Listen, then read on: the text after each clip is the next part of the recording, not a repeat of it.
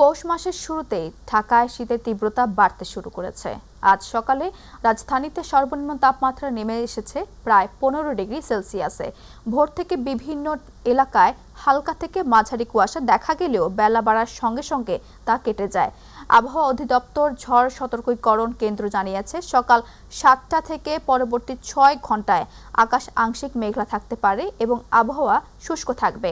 উত্তর ও উত্তর পশ্চিম দিক থেকে ঘন্টায় 5 থেকে 10 কিলোমিটার বেগে বাতাস প্রবাহিত হতে পারে, যার ফলে দিনের তাপমাত্রা সামান্য কমে শীতের অনুভূতিও আরও বাড়তে পারে।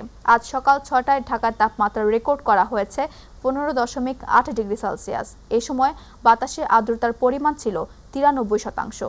আবহাওয়া অধিদপ্তরের তথ্য মতে আজ রাজধানীর সর্বনিম্ন তাপমাত্রা ছিল 15.6 ডিগ্রি সেলসিয়াস। এর আগের দিন মঙ্গলবার ঢাকায় সর্বোচ্চ তাপমাত্রা ছিল 26.5 ডিগ্রি সেলসিয়াস।